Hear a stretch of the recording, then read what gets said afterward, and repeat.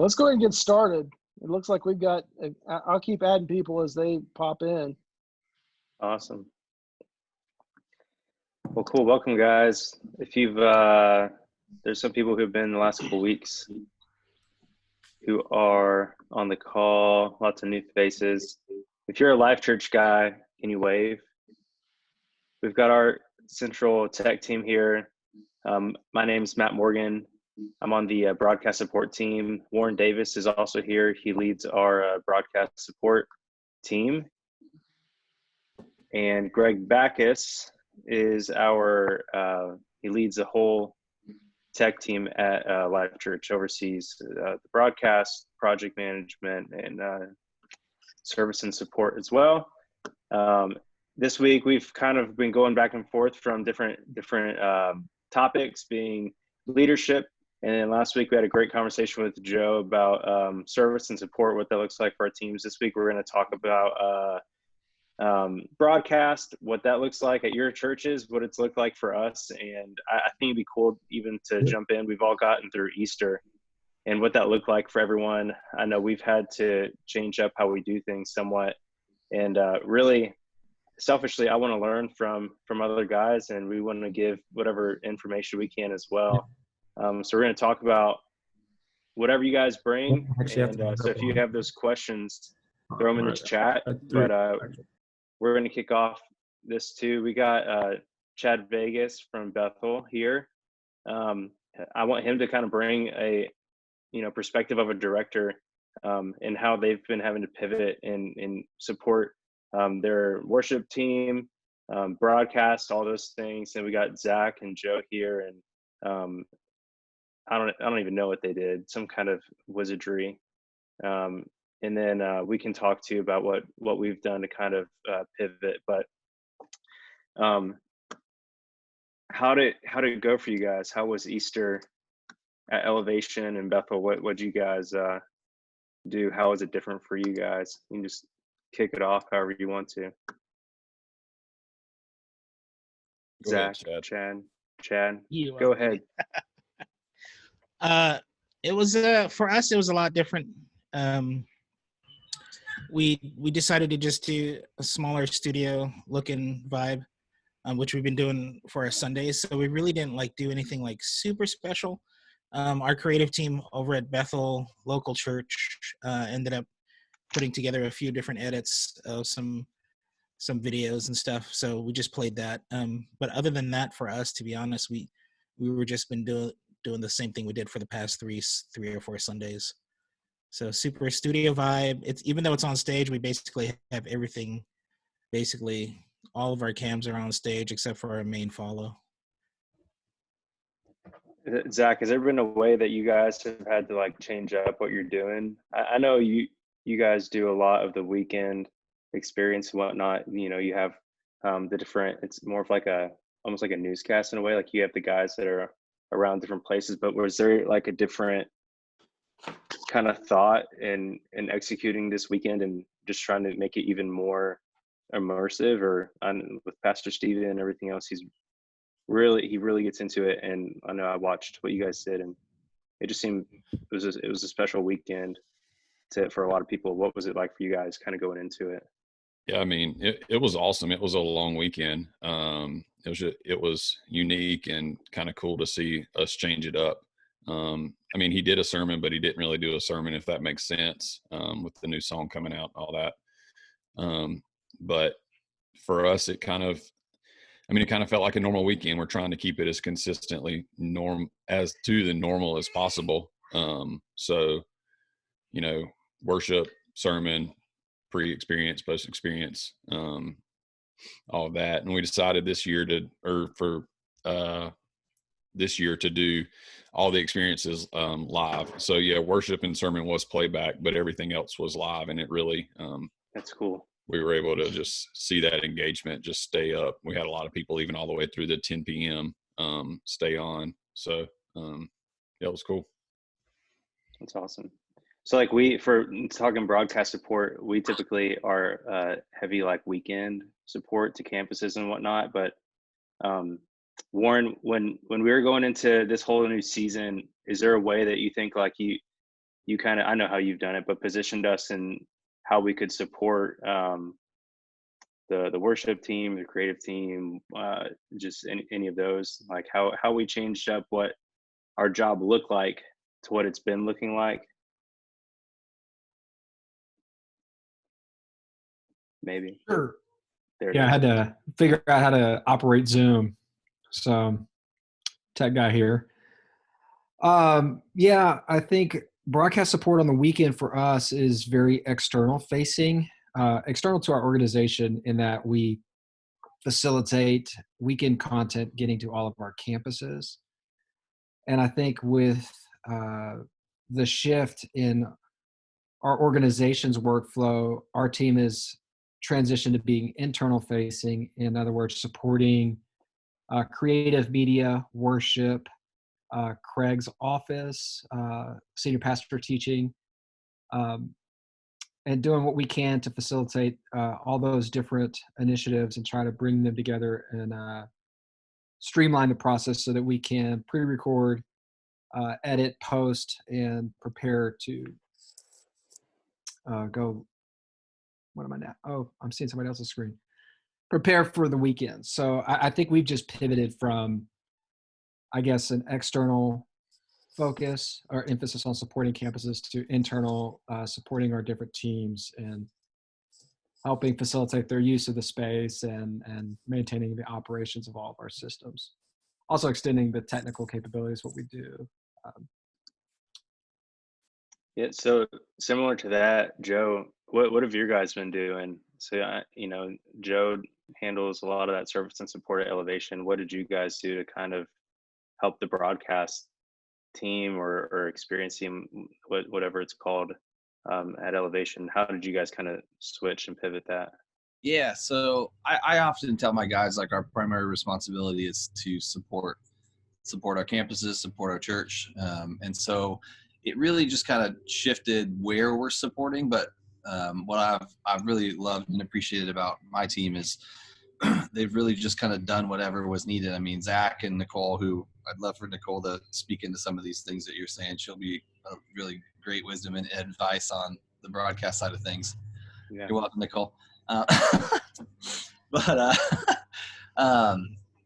yeah, it was basically like, Matt, our LD, was pushing a dolly on Easter weekend. Justin, our kind of main inventory warehouse guy, was a camera grip at one point. So it's just that kind of perspective and approach of, like, ultimately our job is to support the church and make sure that it happens well and that things execute properly and that we're successful in what we set out to do. And it's this idea of, like, I'll go where I'm needed.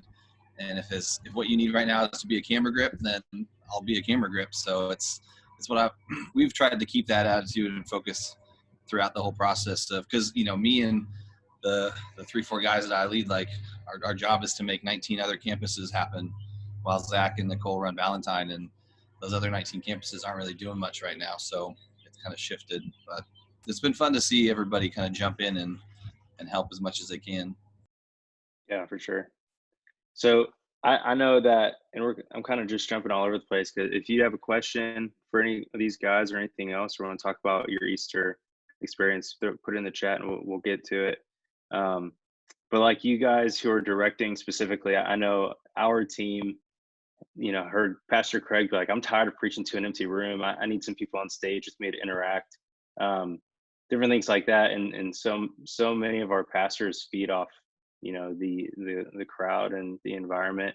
You guys who are directing, Chad, Nicole, have you had to shift anything? Like, were you having conversations and like, this is what we could do, these are the ideas? How has that dynamic been for your leadership and for your teams and you guys having to be creative and direct to an empty room, kind of?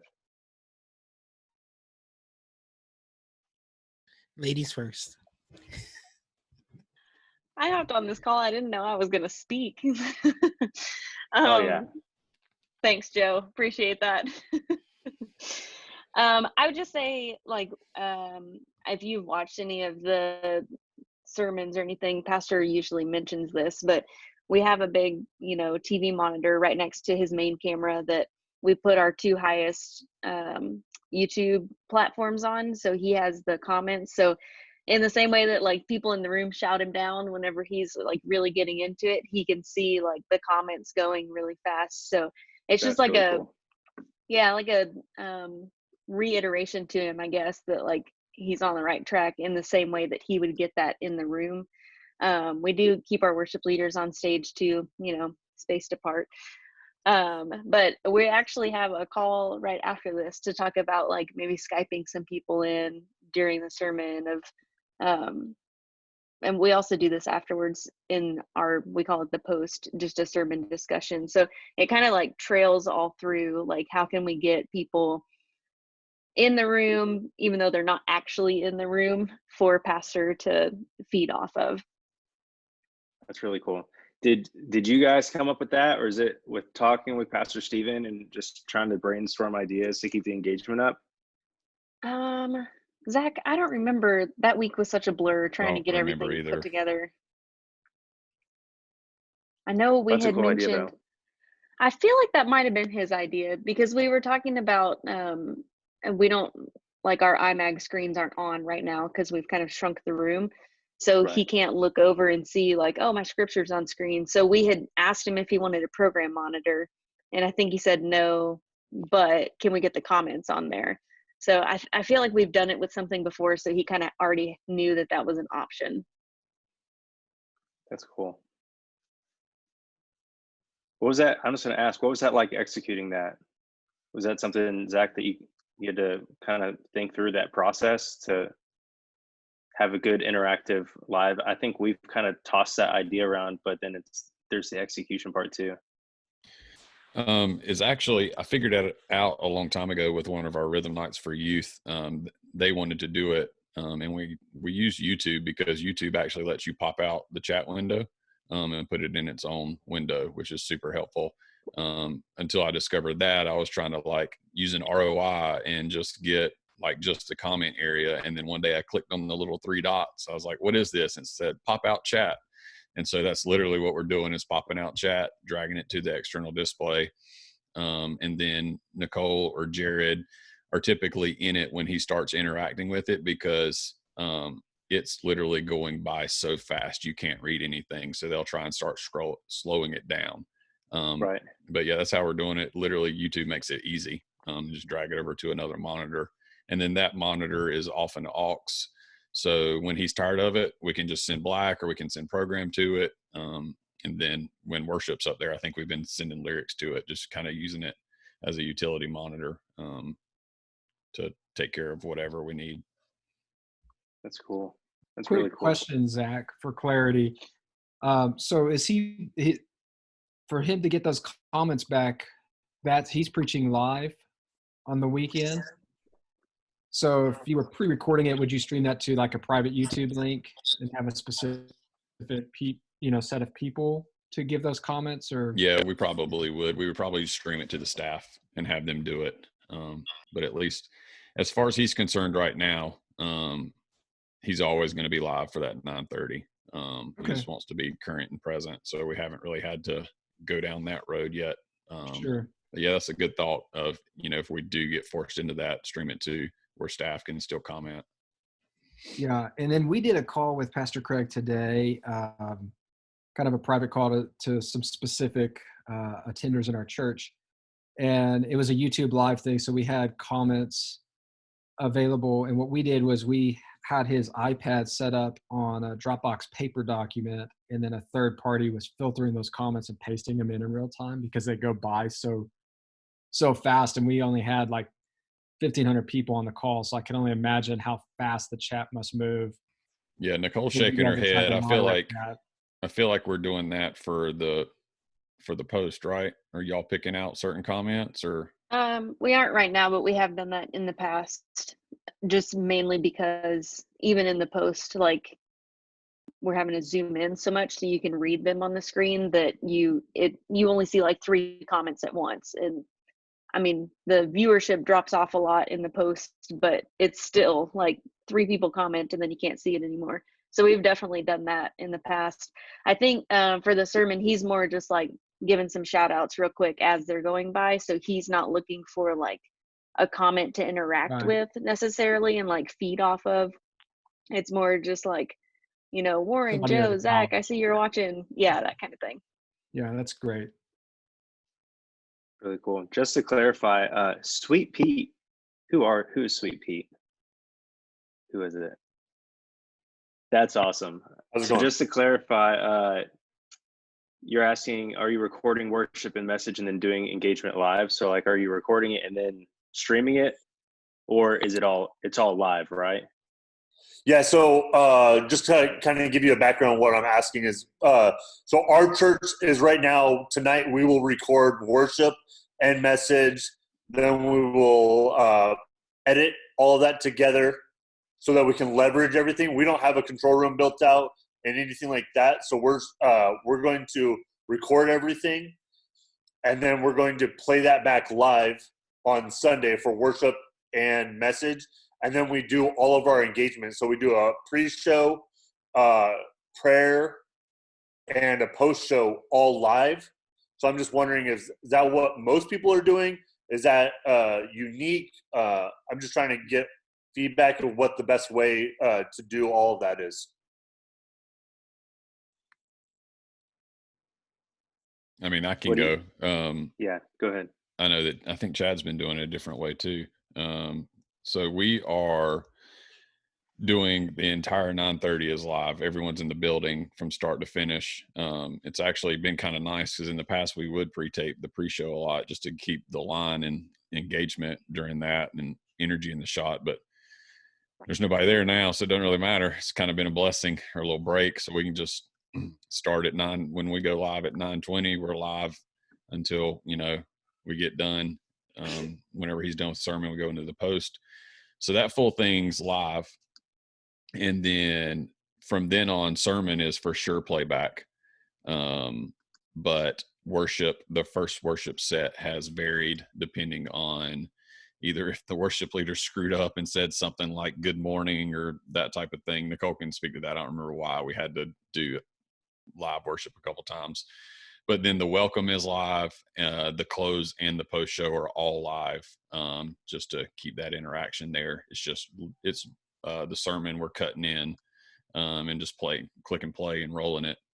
So the control room's still fully occupied and it's all running through all that gear. At least for now, that's how we're doing it. Chad, what are you guys doing?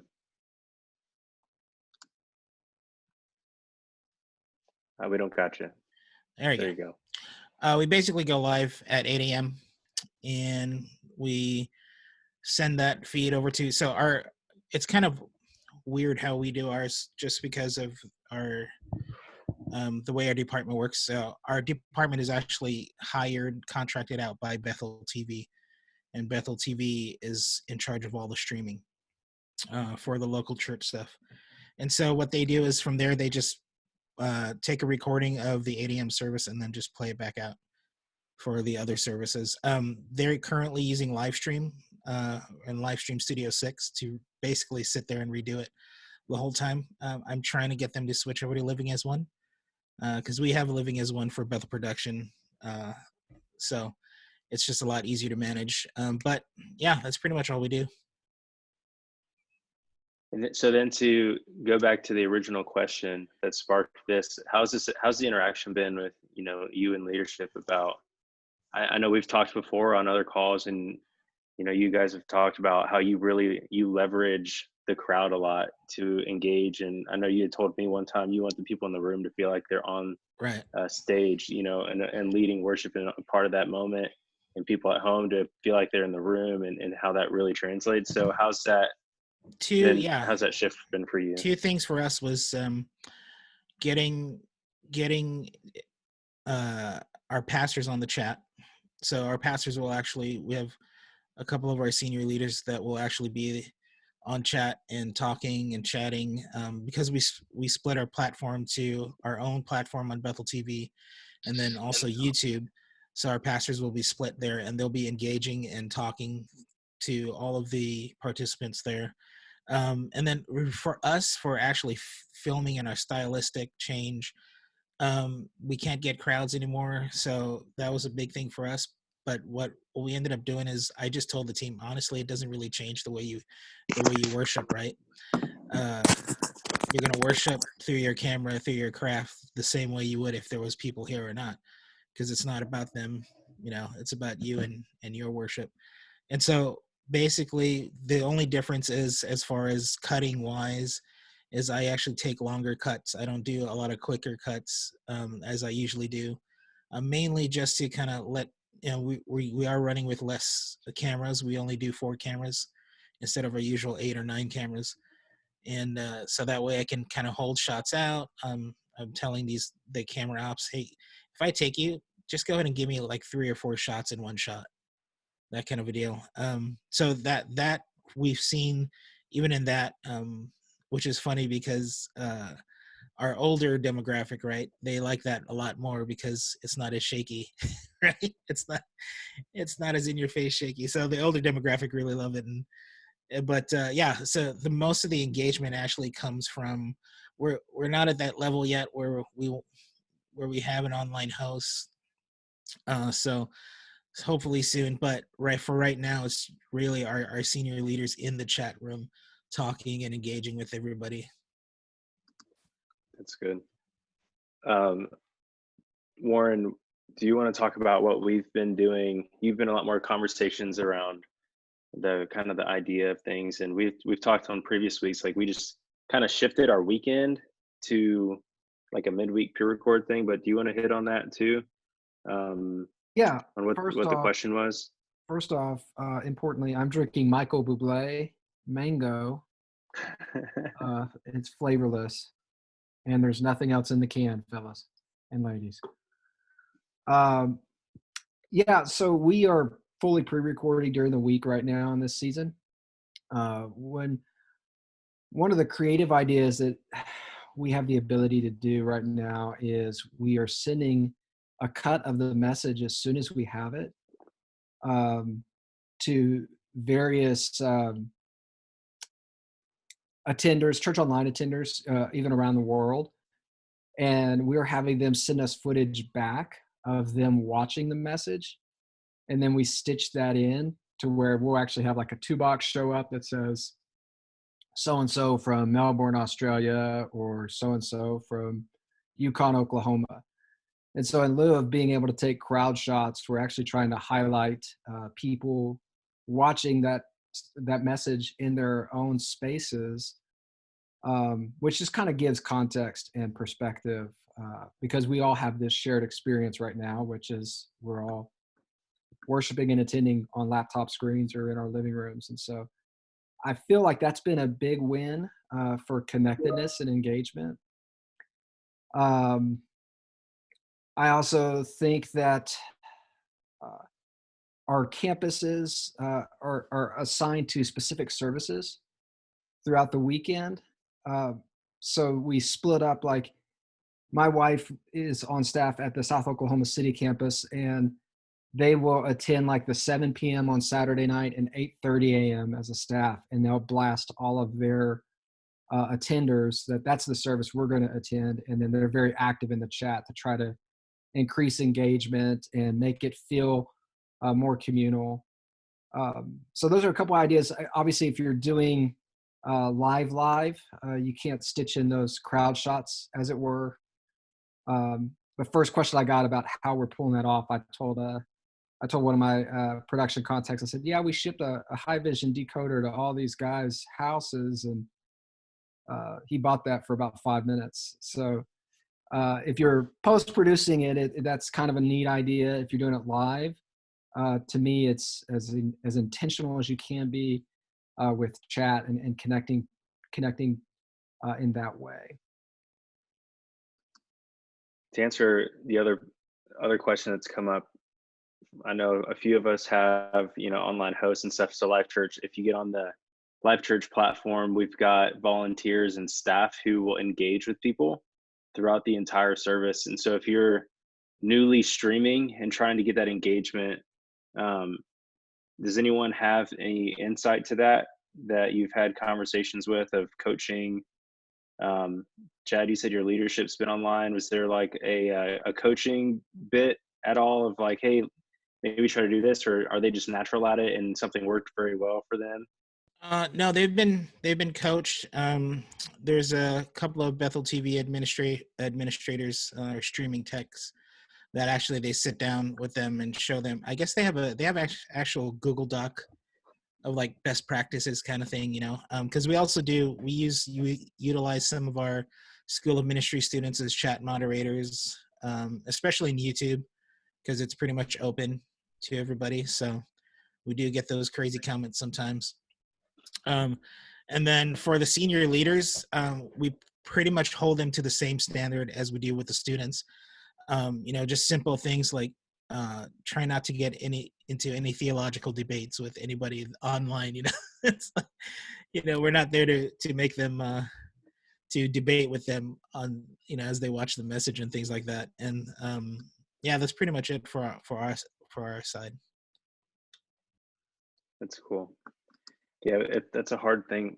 I think I shared, I don't remember when I shared it. My mom's at a smaller church down in Florida, and they had to move to this online platform, and it's been kind of funny. She's like, how do you guys engage? What do you do? And so getting people to know like what to say, what to prompt, like don't necessarily like have the, hey, where you've been, how you doing, but to kind of like the question asked, how do we kind of engage in talking about the message and stuff. So it's great that you guys have a Google document to kind of lead them in that way. So if you're on the call and you're wondering how to kind of make those best practices, maybe just think it through and shoot it off of a couple of people. If you have like a host team pastor or someone who's typically that engagement piece, I would say go to them, try to create that document. Like how would you develop culture inside your auditoriums with people in the room?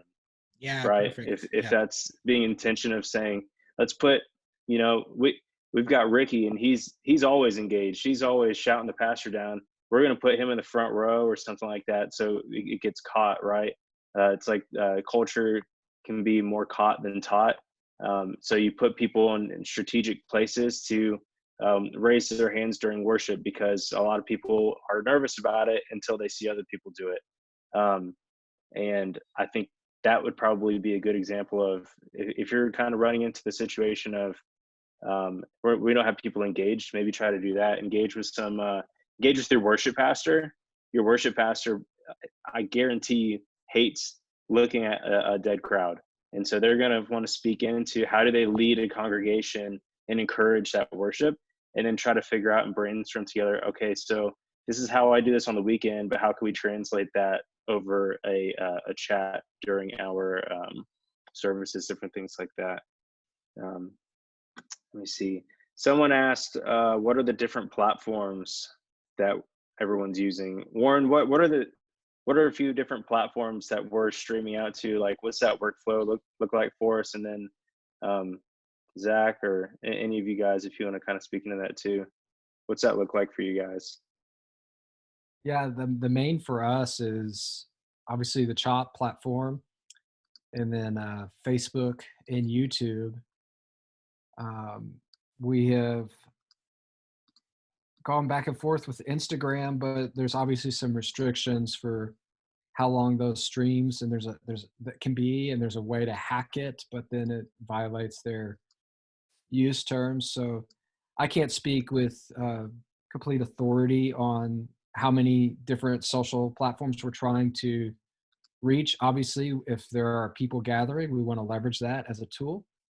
But the main three for us is going to be Chop, YouTube, and Facebook. And how are we leveraging Living as One in that scenario? It's I don't know what happens all behind the scenes, but we have a Living as One encoder that Stephen Hudgens manages, that spits those streams out to the appropriate destinations.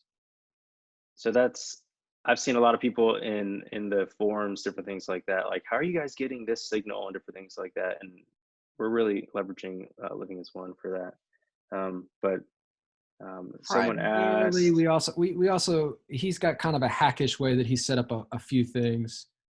in terms of like, I know that like an option for people if they're trying to stream to multiple social platforms is restream.io. And I think you can integrate that with, you don't even have to use LAO necessarily. It's just a way to get your signal out. But Stephen would be the person to speak on the engineering side of that, or what's happening on the back end.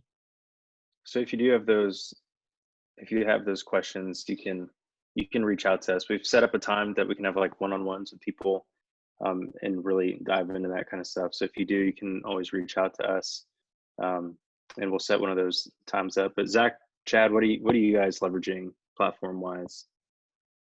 So for us, it's for Bethel TV, it's Livestream, livestream.com.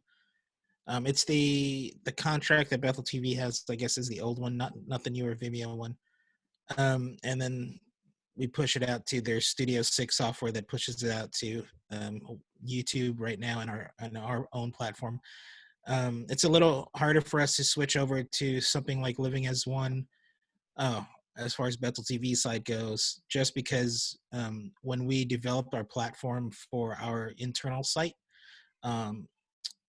we went for a paid model, and it was basically constructed from the ground up, coded from the ground up. So having to swap everything over, it takes a long time for Bethel TV's team to do. But Bethel production itself, we do utilize live stream or Living as One for like all of our Bethel production live streams that you see come out, or one-off, auxiliary streams that we do for our School of Ministry and things like that. Awesome. Yeah. For us, our primary ones are going to be YouTube and Facebook. We're also streaming to our website, Roku, Apple TV. I think we're streaming to the Alexa app still. And all our stuff's done through High Vision. Living as One, simply just doing our transmit to our other locations. We've been using High Vision for years, and that's just kind of still where we are, and it's working really well for us. And as my son is my 3-year-old is playing a $50 Walmart guitar in the background there. So that's quarantine life. Someone asked, is there tips for measuring engagement in digital metrics?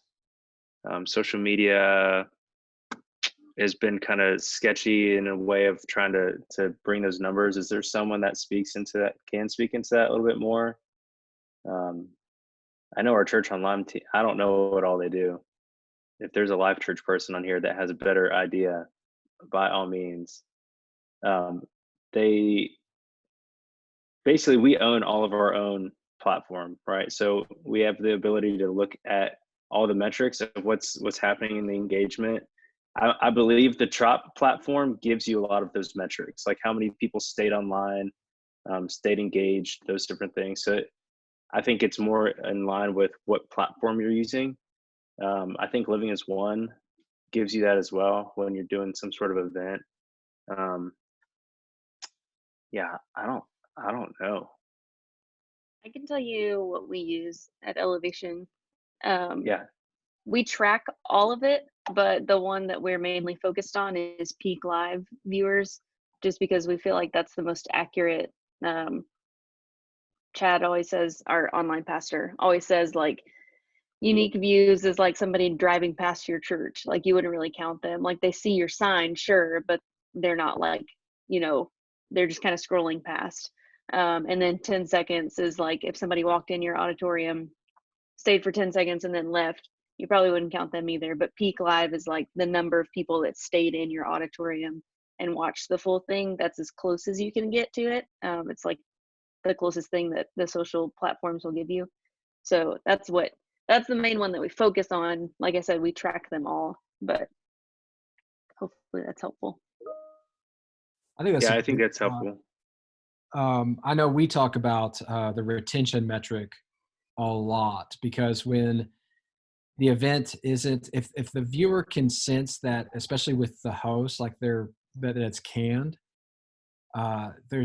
we see engagement and specifically retention go way up when the host is live, or when there's definitely an element of, oh, this is happening now. At the same time, when we look at like total people, even the people that would walk into auditorium and leave, often if you take whatever that is, that total unique IPs, because on the other end of that IP, there could be a family of 4, or there could be a house church of 50. It's just very difficult without, like, type in how many people are attending with you today to get a very accurate. So I think total peak is a great metric, but then also just unique IPs. Somewhere the truth is probably between those two numbers in terms of how many people are actually worshiping with you online. But I think anything you can do that makes it feel live, like the shout outs, anything like that increases retention, and the longer the retention, the more accurate like that total number is going to be. I can tell you what we're tracking. I've got a spreadsheet that our church online pastor sent me, and the metrics that he's looking at regularly: total uniques at church online platform, total organic views, which I'm assuming that is people who Social come and content. stay. Yeah, maybe. And then looking at Facebook and people that stay for longer than a minute, and looking at Pastor Craig's Facebook and people who stay longer than a minute. YouTube, looking at 30 seconds. And then we're measuring total salvations and then new contacts through the platform. So it's seven things that we're really tracking, and that's just been during this window. I don't know if that's what he tracks on a regular basis, but that's what we've been tracking since everything's been online. I hope that's helpful. It's difficult to kind of pinpoint everything like we're saying.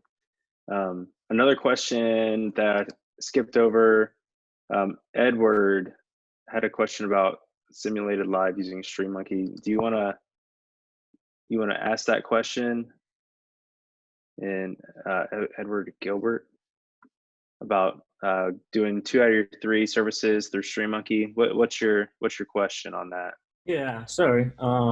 No problem. So we've been streaming for a little while, but since everything's changing, I guess through StreamMonkey, when we do our simulated live for our later services, we take our first service stream and then push it back out for our 11 and 5, as well as like some kids stuff. And then, but with that, we're not able to publish that stream to our Facebook or YouTube or anything. It's only through our church online platform that we're able to push it through. So we're trying to find like a different solution that could possibly have like an automated process to do that simulated live that will go to everywhere we want, YouTube, Facebook.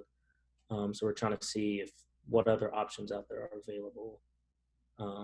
So yeah. Any of you guys, Zach, Warren, Chad, anyone else have some suggestions?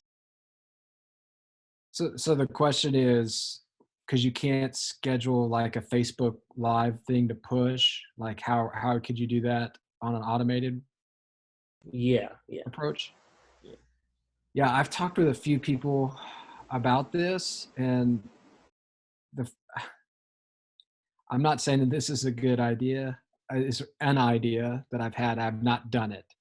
But I talked with another church, and I thought, I wonder if you could record like an automator script to go through and just like make the appropriate clicks in OBS to launch your video and to push it out to those destinations, and then just schedule that to run. And like the head of your clip is like a 90-second countdown or something, that whenever everything is spun up, the viewer then still sees like, oh yeah, there's 40 seconds left or 50 seconds left. So you got a little bit of margin in there. That way you don't have to have somebody there like pressing play. every time you want to schedule an event. But I don't know that we haven't specifically done that yet. I was just trying to think through what's a simple solution to make that happen. So I think Automator could work. Are you using ProPresenter 7 at all, or ProPresenter in general, for putting your feed out? Because what we've experimented with is using the scheduler and the calendar and starting the OBS stream early so that it's streaming, and then the ProPresenter, you can send a siphon over to OBS and capture the audio through, and that way essentially ProPresenter would start your stream, but you still have to manually either schedule the Facebook stream to start at a specific time. But that's an option. We've looked at it. OBS doesn't have a really great idea or way to manage automation, at least from what we've found. And the Automator thing is a great idea. That would work probably as long as your windows stay in the same spot, because all those mouse clicks have to happen in the exact same spot. So if any windows move at all, that would probably be the only thing that I would see that wouldn't allow that to work. Yeah, I would. If I were doing that, I would have like a dedicated computer to that purpose that never turns off. Yeah, we use ProPresenter, but not for that. Essentially, what we're doing right now is OBS, getting a feed to OBS. That goes to StreamMonkey. Our 9 a.m. service, we're there. We manually triggering it. And then through StreamMonkey, you can set up, your simulated live event schedule and everything. So essentially, we can go home and it will go live on its own. And I'm just there to just make sure. I'm checking for my computer to make sure everything's live. But yeah, we just want that ability to go to other platforms. So right now, it's just sounding like we just gotta trigger everything manually, which is fine. Does StreamMonkey isn't there a tier of their packages that offers the syndication to other platforms? I think it's like the top tier allows you to link Facebook and YouTube, maybe. I'm not sure, though. I haven't looked in a while. Yeah, me neither. I don't know. I mean, but that helps them in. Yeah. And there isn't, like I said, we've got a guy on our team that he's a genius with this streaming stuff. Knows all the different ways to do it. So I'll send you a personal message, and you can get with us, and you can have some conversations with him. We have another question about keeping volunteers engaged, and to what, John, if you're still out there, are there specific volunteers? Do you mean overall volunteers? What's the thought behind the question?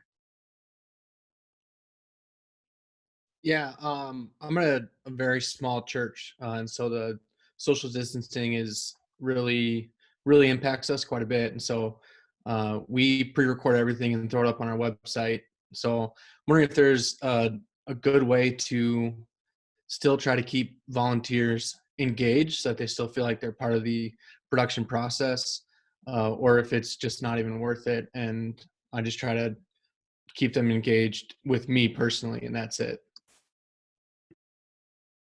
Joe, you've done a lot of stuff with volunteers and whatnot. Do you want to speak into that a little bit? Sure. Sorry about the background. The guy's blowing out his leaves, apparently. So there's definitely a drop-off that's going to happen when your volunteers aren't serving every week and that kind of stuff. So, one thing that like Andy, our central production director, set up, kind of his brainchild, was streaming to our production YouTube channel every week. Just a multi-viewer that has, one box is just a kind of a back room shot of video control at our broadcast location. One window is a little bit of content, another window's a program feed kind of thing, and they've got your primary audio and then your comm streaming through it. So you can basically just hear the control room chatter a little bit, as well as what you'd hear on the stream. And it's just and then me and a couple of our guys like hop on the YouTube stream on Sunday and just engage our volunteers in the chat window and say hey to them, and sometimes people ask questions, or it's kind of like a very miniature version of what's happening on the church feed. But it's been a great way just to give them a way to kind of feel like they're in video control, so to speak, and engage them a little bit. Our team's been doing a thing we call Tech Tuesday for a few weeks, which is our tech staff hopping on YouTube at noon on Tuesdays and doing a training kind of workshop thing. Our support team, I know we've been just trying to utilize this time to revamp our support material and resource material for volunteers and things like that.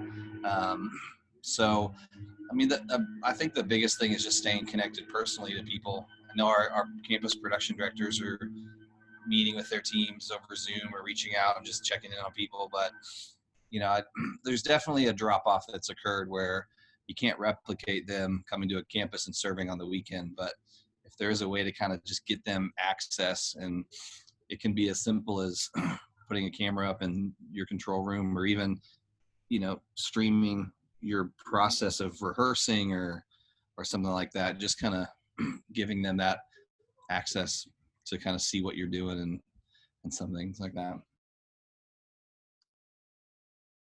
Andy, you're on here too. Have you guys engaged your campuses at all? So like speaking with volunteers specifically at the campus level in any way, like how are you guys kind of doing that? Yeah, actually, just thinking back, we worked really hard at the beginning of last year to set up a good community on Slack internally with our teams, and they've been utilizing that. So our production directors, a lot of our production directors at the campus level have been shifting their focus to outreach stuff or, to individual like Facebook streams for their campuses, but they've also been keeping in touch with their teams on Slack. Even just as we were talking, one of our production directors sent out an invite for a Zoom hangout he's doing with his team. But just like building that community on Slack has really helped us in this time of keeping our teams connected, where we might not be able to give them a job on the weekends, but we can still keep in touch with them and keep like giving them an outlet to ask for help, to pray for each other. And so it's just been cool to see, how the amount of communication hasn't changed within our teams, but the tone of it has. And it's become way more just about how much they miss what they do, how just encouraging each other, praying for each other.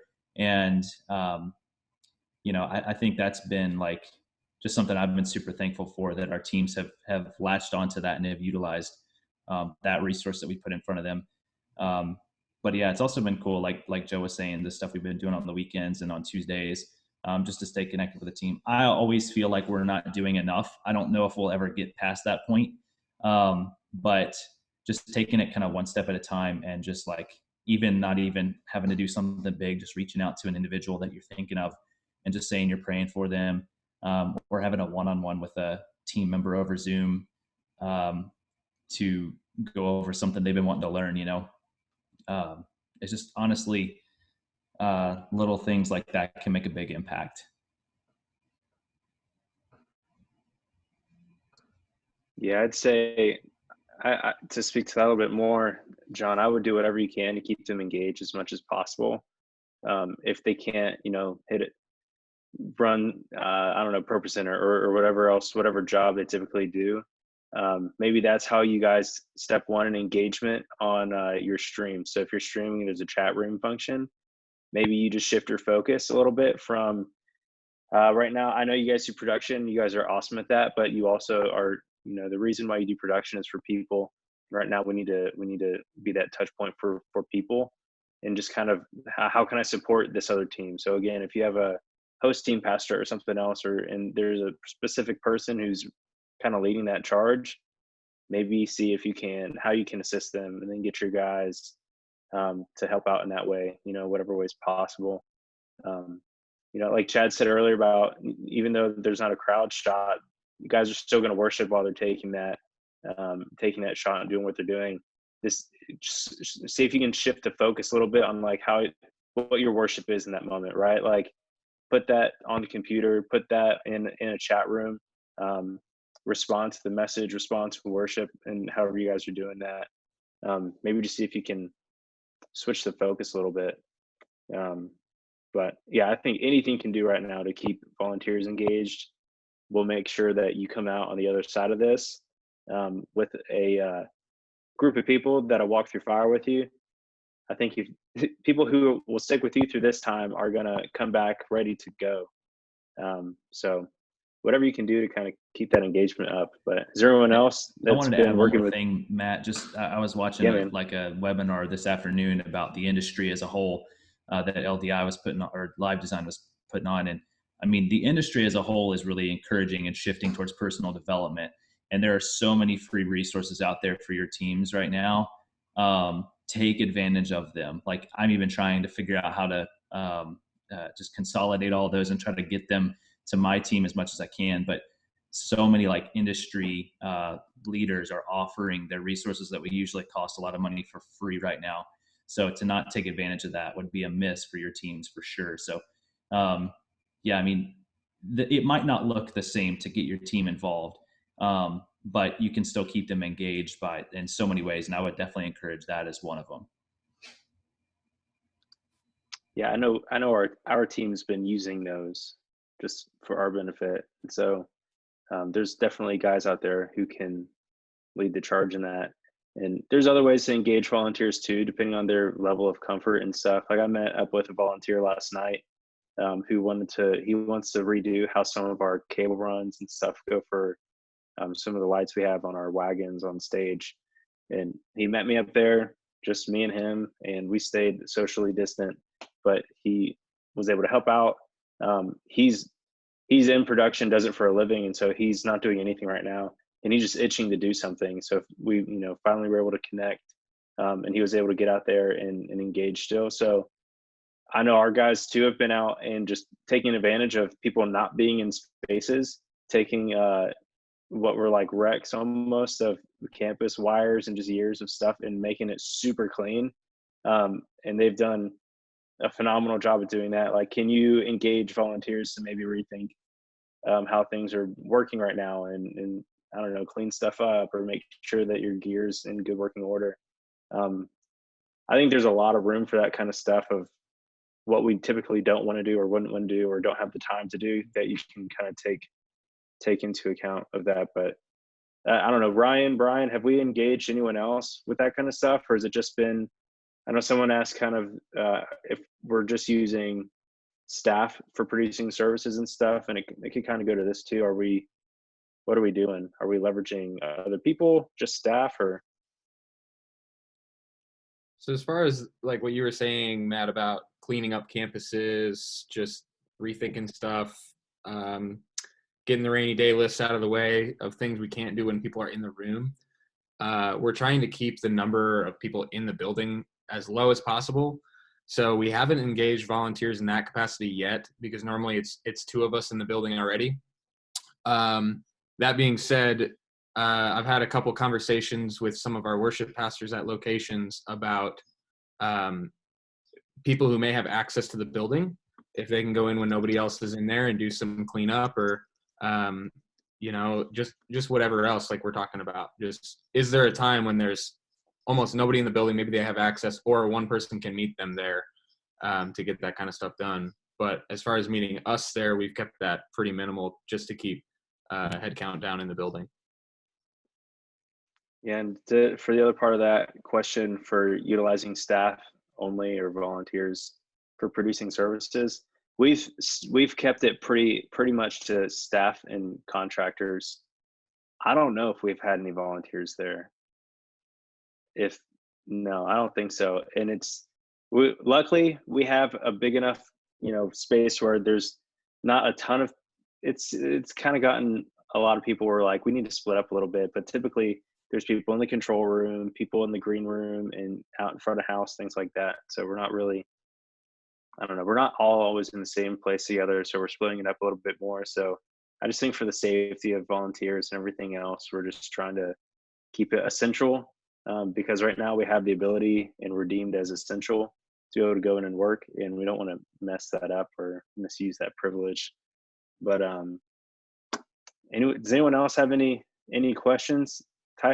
Tyson, I saw you asked if anyone had changed up their lighting plot. We really haven't.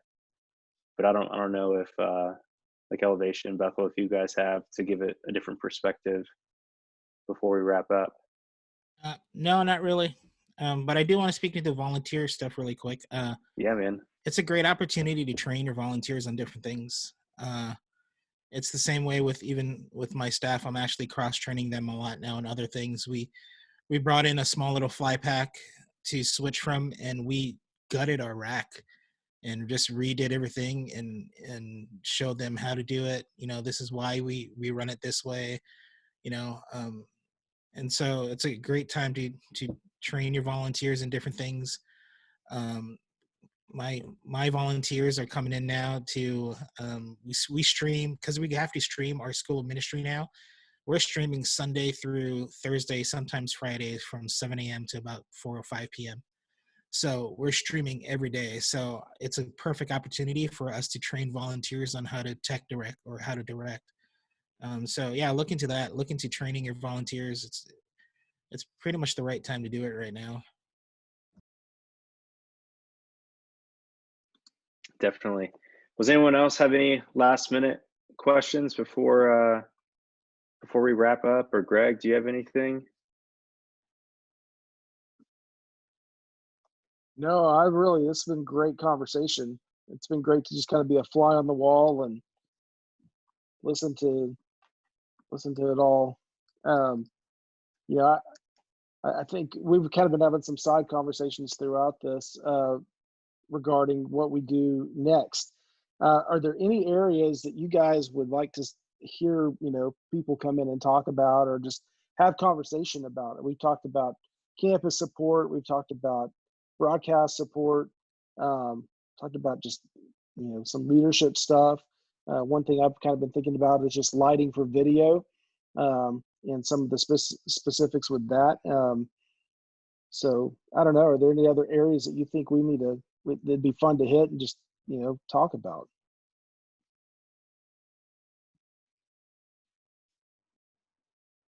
Anyone?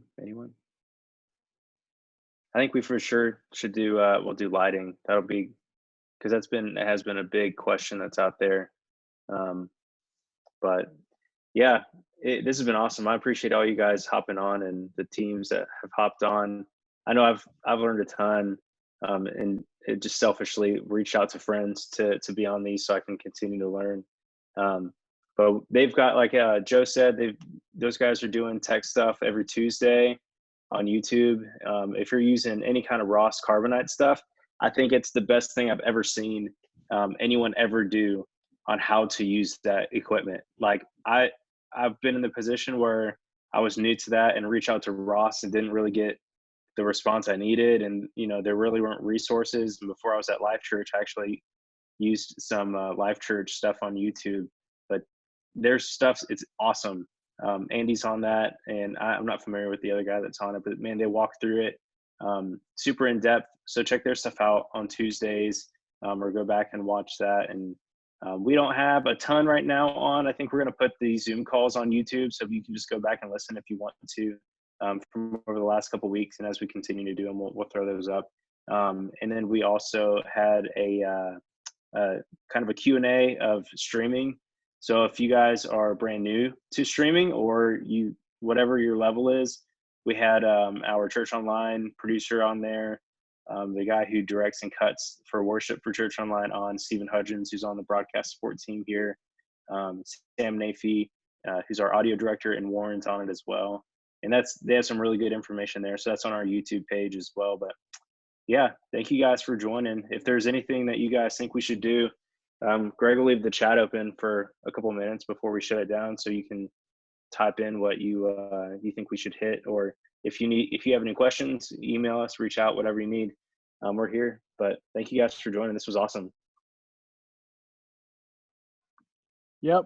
See you next week, 1:00. We'll talk about lighting for video. Sounds great. See you guys. See y'all. Thanks.